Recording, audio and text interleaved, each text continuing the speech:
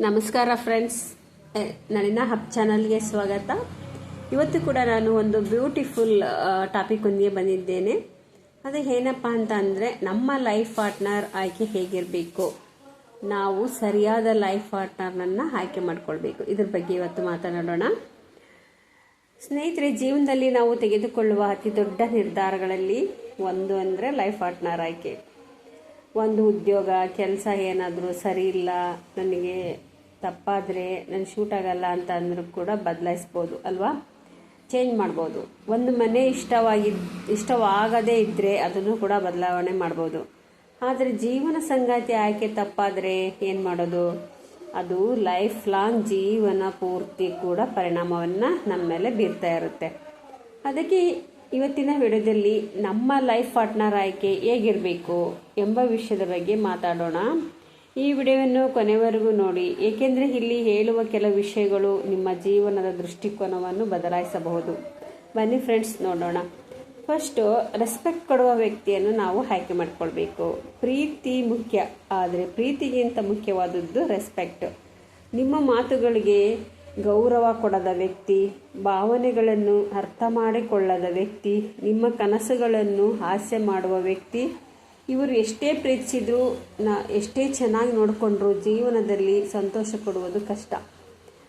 ನೀವು ಏನಾದರೂ ಹೇಳುವಾಗ, ನೀವು ಮಾತನಾಡುವಾಗ ಗಮನದಿಂದ ಕೇಳುವ ವ್ಯಕ್ತಿ, ನಿಮ್ಮ ಅಭಿಪ್ರಾಯಕ್ಕೂ ಬೆಲೆ ಕೊಡುವ ವ್ಯಕ್ತಿ, ಇವರು ನಿಜವಾದ ನಿಮ್ಮ ಲೈಫ್ ಪಾರ್ಟ್ನರ್. ಕಷ್ಟದ ಸಮಯದಲ್ಲಿ ಜೊತೆ ನಿಲ್ಲುವ ವ್ಯಕ್ತಿ. ಒಳ್ಳೆಯ ಸಮಯದಲ್ಲಂತೂ ಎಲ್ಲರೂ ಜೊತೆ ಇರ್ತಾರೆ, ಆದರೆ ಜೀವನ ಯಾವಾಗಲೂ ಸುಲಭವಾಗಿರೋದಿಲ್ಲ, ಒಂದೇ ಥರನಾಗಿರುವುದಿಲ್ಲ. ಕೆಲವೊಮ್ಮೆ ಆರ್ಥಿಕ ಪರಿಸ್ಥಿತಿಗಳು ಬರ್ತಾ ಇರ್ತವೆ, ಕೆಲವೊಮ್ಮೆ ಆರೋಗ್ಯ ಸಮಸ್ಯೆಗಳು ಕಾಡ್ತಾ ಇರ್ತವೆ, ಕೆಲವೊಮ್ಮೆ ಮನಸ್ಸು ಮುರಿಯುವ ಸಂದರ್ಭಗಳು, ಸಿಚುವೇಶನ್ಗಳು ಕೂಡ ಬರ್ತಾ ಇರ್ತವೆ. ಆ ಸಮಯದಲ್ಲಿ ಆ ವ್ಯಕ್ತಿ ಲೈಫ್ ಪಾರ್ಟ್ನರ್ ಏನು ಹೇಳಬೇಕು ಅಂದರೆ, ನಾನಿದ್ದೀನಿ ನಿನ್ನ ಜೊತೆ, ಚಿಂತಿಸಬೇಡ, ನಾನು ನಿನಗೆ ಸಪೋರ್ಟ್ ಮಾಡ್ತೀನಿ, ಏನೇ ಕಷ್ಟ ಬರಲಿ ನಿನ್ನ ಜೊತೆ ಯಾವಾಗಲೂ ನಾನು ಇರ್ತೀನಿ ಅಂತ ಹೇಳುವ ವ್ಯಕ್ತಿಯೇ ನಿಜವಾದ ಲೈಫ್ ಪಾರ್ಟ್ನರು.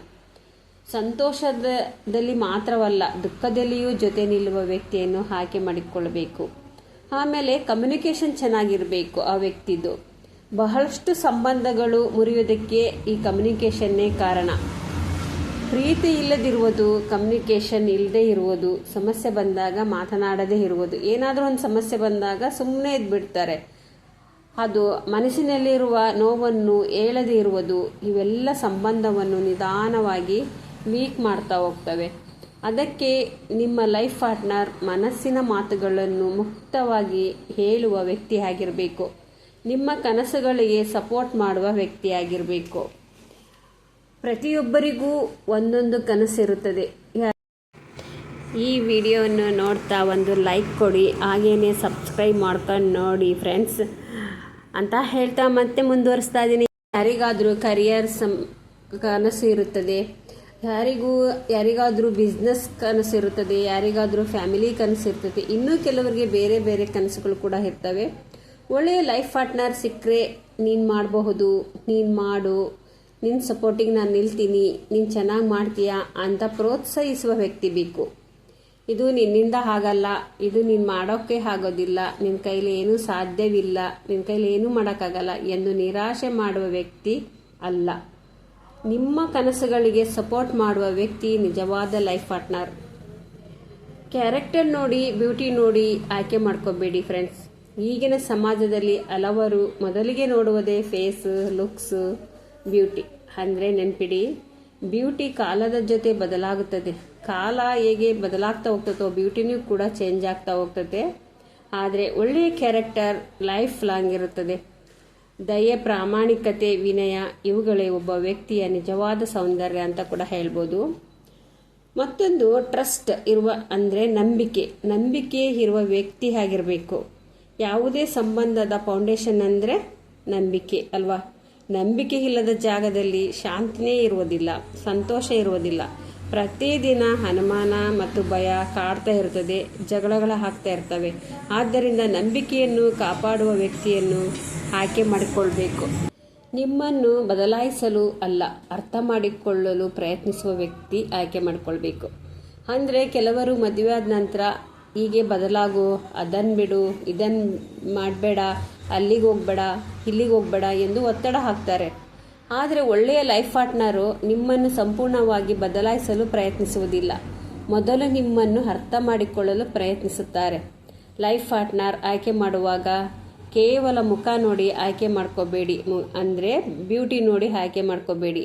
ಕೇವಲ ಹಣ ನೋಡಿ ಆಯ್ಕೆ ಮಾಡ್ಕೋಬೇಡಿ. ತುಂಬ ಹಣ, ತುಂಬ ಶ್ರೀಮಂತ ಅಂತ ಆಯ್ಕೆ ಮಾಡ್ಕೋಬೇಡಿ. ಕೇವಲ ಸ್ಟೇಟಸ್ ನೋಡಿ ಆಯ್ಕೆ ಮಾಡ್ಕೋಬೇಡಿ. ಅವರ ಹೃದಯ ನೋಡಿ, ಅವರ ಗುಣ ನೋಡಿ, ಅವರ ವರ್ತನೆ ನೋಡಿ ಆಯ್ಕೆ ಮಾಡಿಕೊಳ್ಳುವಾಗ. ಏಕೆಂದರೆ ಜೀವನದಲ್ಲಿ ಸಂತೋಷವನ್ನು ಕೊಡುವುದು ಹಣವಲ್ಲ, ಸರಿಯಾದ ವ್ಯಕ್ತಿ. ನೆನಪಿಡಿ, ಒಳ್ಳೆಯ ಲೈಫ್ ಪಾರ್ಟ್ನರ್ ನಿಮ್ಮ ಜೀವನವನ್ನು ಬದಲಾಯಿಸುವುದಿಲ್ಲ, ನಿಮ್ಮ ಜೀವನವನ್ನು ಸುಂದರಗೊಳಿಸುತ್ತಾನೆ. ನೋಡಿದ್ರಲ್ಲ ಫ್ರೆಂಡ್ಸ್, ನಮ್ಮ ಲೈಫ್ ಪಾರ್ಟ್ನರ್ ಆಯ್ಕೆ ಹೇಗಿರಬೇಕು. ನಾವು ಸರಿಯಾದ ಲೈಫ್ ಪಾರ್ಟ್ನರ್ ಆಯ್ಕೆ ಮಾಡಿದರೆ ಜೀವನ ಸ್ವರ್ಗ, ಇಲ್ಲವ ತಪ್ಪಾದರೆ ಪಾಠ ಕಲಿತೇವೆ ಅಷ್ಟೇ. ಇಲ್ಲಿಗೆ ವಿಡಿಯೋನ ಮುಗಿಸ್ತಾ ಇದ್ದೀನಿ. Thank you.